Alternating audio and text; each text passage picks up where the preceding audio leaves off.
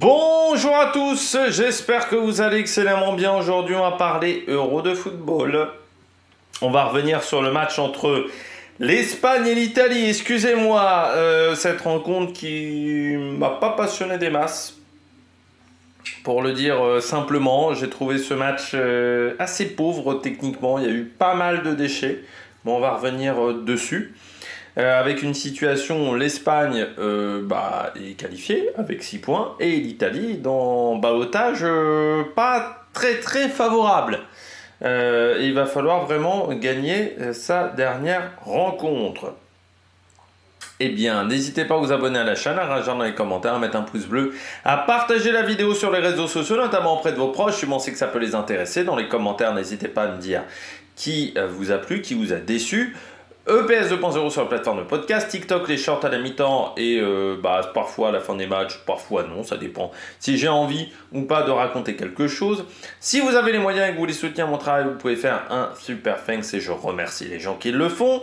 Vous pouvez également rajouter la petite cloche, comme ça vous êtes au courant des dernières vidéos qui sortent sur la chaîne, notamment des vidéos cyclisme ou football. Et puis plus vous cliquez rapidement sur une notification, plus cette vidéo est mise en avant par YouTube et je remercie les gens qui le font.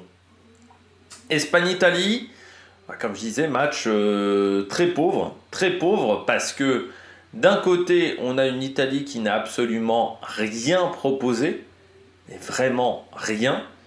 Moi j'ai vraiment eu l'impression qu'on était sur un match de phase de poule de Coupe du Monde et que l'Espagne affrontait une nation qui était 75e au classement FIFA. C'est l'un des petits poussés du tournoi. Sauf qu'on est sur une phase de poule de l'Euro et que l'Espagne affronte l'Italie.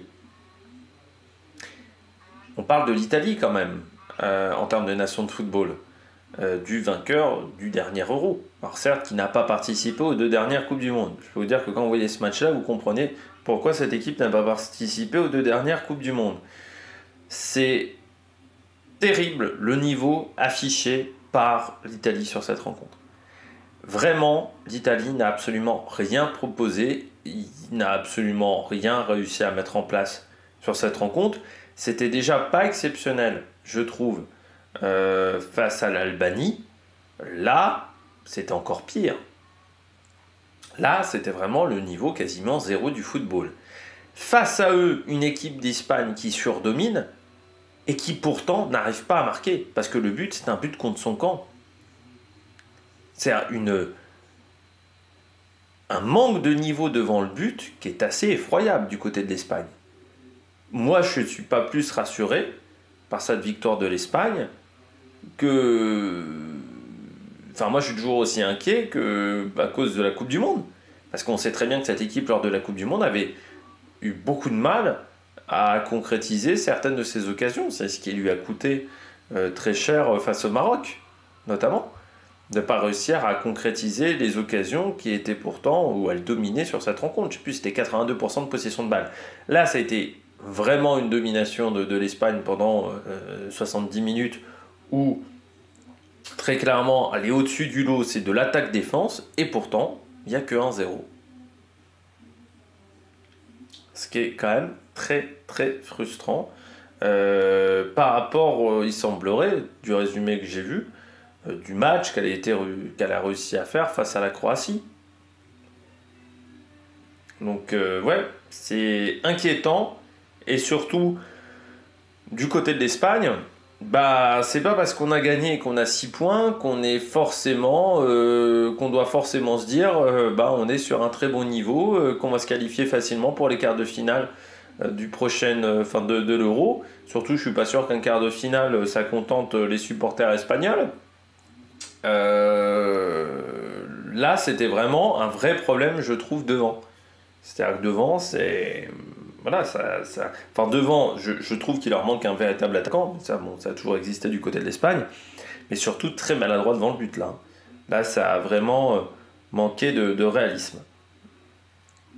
On regarde à ce que j'ai aimé, ce que j'ai pas aimé du côté de l'Espagne et l'Italie. Du côté de l'Espagne, j'ai trouvé qu'il y avait quand même quelques pertes de balles.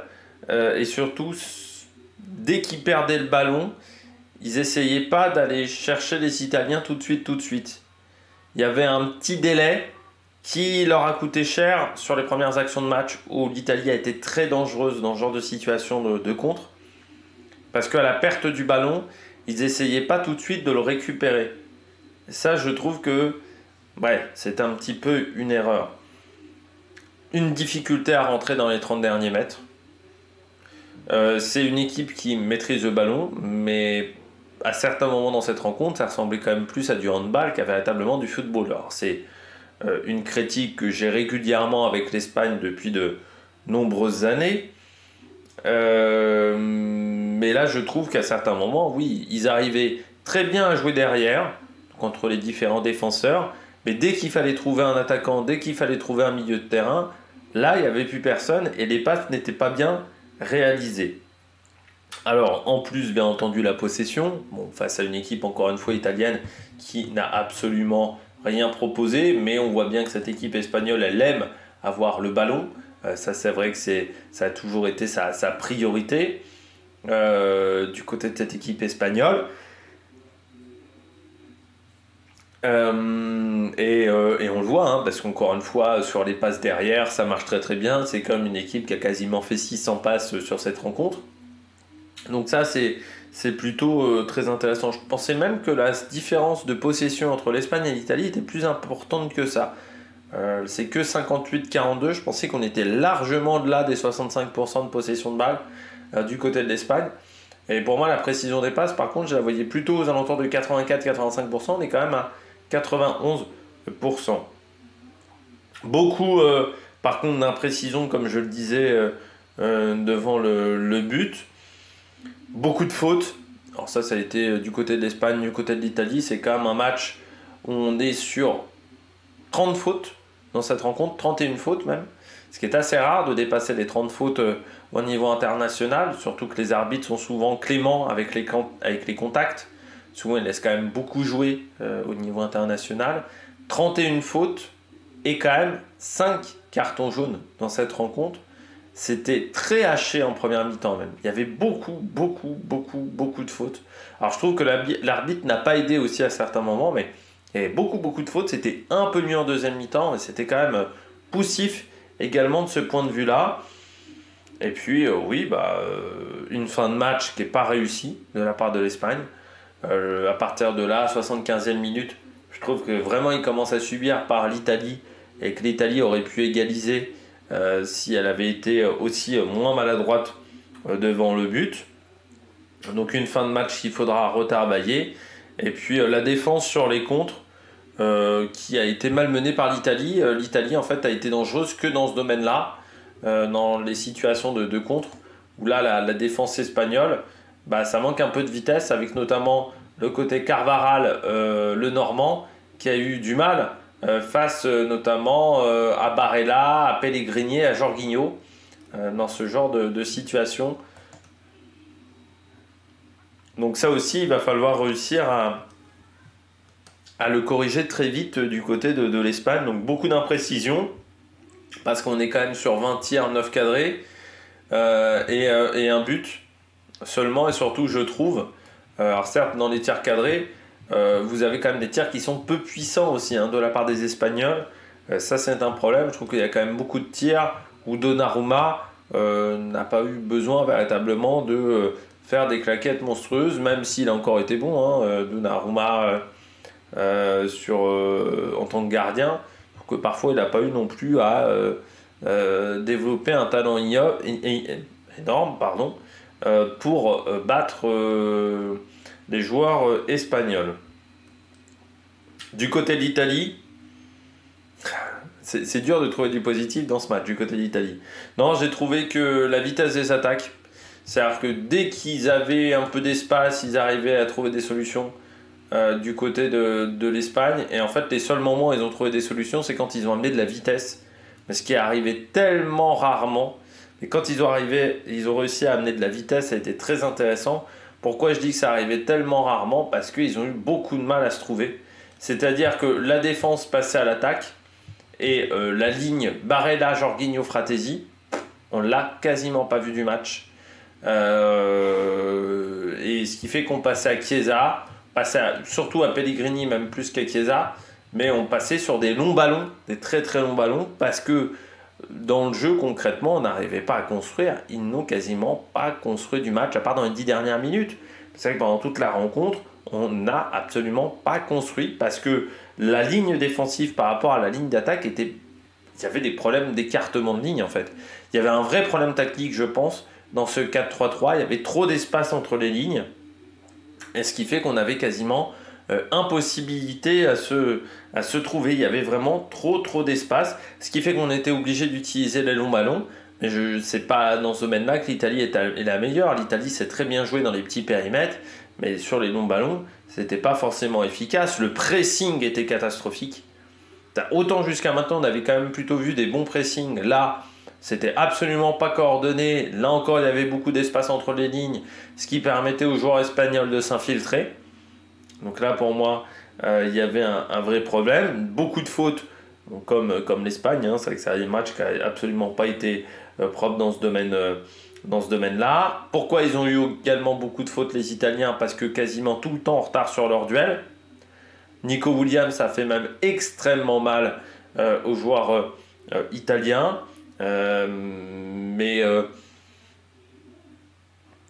Ouais, quasiment incapacité italienne à gagner un duel quand ils étaient tout le temps en retard sur les duels, quoi. Donc ça, c'était un vrai problème. Donc encore une fois, un pressing qui était mal réalisé. Et puis ils ont vraiment subi pendant 65 minutes. Ils ont vraiment subi. C'est-à-dire avec cette incapacité à produire quelque chose pendant 65 minutes. Il se passait absolument rien sur le terrain. Et quand je dis rien, c'est que c'était du niveau de l'Ukraine face à la Roumanie. Hein. On était à ce niveau-là. Et puis oui, trop d'espace en défense aussi. C'est-à-dire qu'encore une fois, trop d'espace, je disais, entre le milieu, sur les phases d'attaque, mais également sur les phases défensives. Pour moi, il y a eu un raté tactique sur cette rencontre. Il y avait énormément d'espace et on n'a pas réussi à rectifier le tir. Du côté de l'Italie, en fait, l'équipe était complètement coupée en deux, voire coupée en trois. Il y avait 3 lignes, mais qui n'arrivaient absolument pas à se connecter les unes avec les autres. Là, c'est quand même problématique. On passe au joueur du match. Du côté de l'Espagne. En plus, j'ai mis Nico Williams. Certes, alors il a rarement été vraiment dans des situations de but, hein, Nico Williams, mais parfois il a fait des mauvais choix. Mais je trouve qu'il a dynamité le côté Fratesi, Lorenzo, Bastoni.